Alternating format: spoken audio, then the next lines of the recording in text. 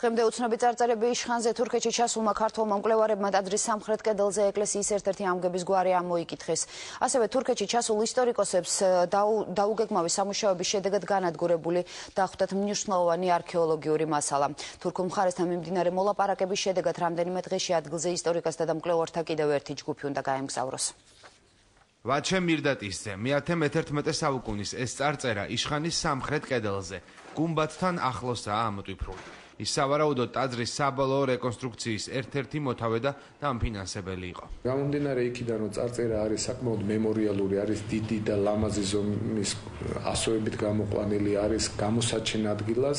აქედან გამომდინარე უნდა ვივარაუდოთ, რომ ეს ვაჩე მირდატისზე იყო პიროვნება, რომელსაც გამორჩეული ღვაწლი აქვს ტაძრის შენების პროცესში. წარწერებს ხელნაწერთა ეროვნულმა ცენტრმა რამდენიმე დღის წინ მიაკვლია. მაშინ სპეციალისტებმა შემთხვევით ისიც გაარკვიეს, რომ ქართულ ძეგლზე სამუშაოები ზედა მხედველობის გარეშე მიმდინარეობდა. ამ გრავიურებს ქართველ ისტორიკოსთა ექსპედიციამ პირველად 2003 წელს მიაგნო და გადაიღო, თუმცა ზუსტი ასლის გაკეთება დღემდე ვერ მოხერხდა. არ ვიცოდით ამ პიროვნების დამსახურება იშხნის ტაძრის მშენებლობის პროცესში. პრინციპში არც ახლა ვიცით, მაგრამ გამომდინარე წარწერის მდებარეობიდან, მისი მემორიალურობიდან შეგვიძლია ვიფიქროთ, რომ გამორჩეული ღვაწლი ჰქონდა. კიდევ ერთი წარწერა არის სინგურით, ანუ წითლად ნაწერი ქვაზე, სადაც კარგად იკითხება სახელი გურგენ.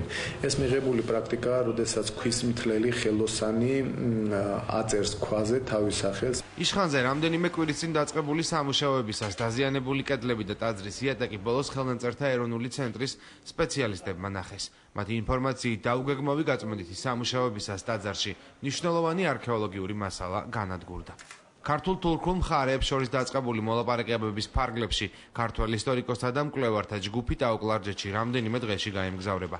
კულტურის სამინისტროში იმედი აქვს, რომ მხარეებს შორის მოლაპარაკებები წარმატებით გაგრძელდება და ტაძრის რეაბილიტაციის ყველა ეტაპზე მასში მონაწილეობას ქართველებიც მიიღებენ. ჩამოდის იშხანში ორი არქიტექტორი ქალბატონი, რომლებმაც მოამზადეს სწორედ იშხანის საპროექტო დოკუმენტაცია.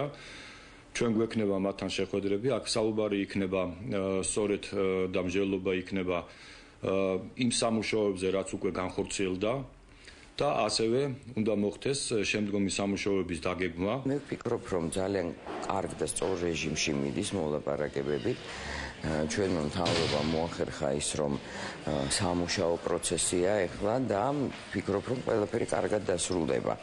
იმიტომ რომ ჩვენი სპეციალისტები ადგილზე შეისწავლიან პრობლემებს შეთანხმებით თურქულ მხარესთან. ტაოკლარჯეთში ქართველი ისტორიკოსები და ხელოვნებად მცოდნეები ოშკის ტაძარსაც მოინახულებენ.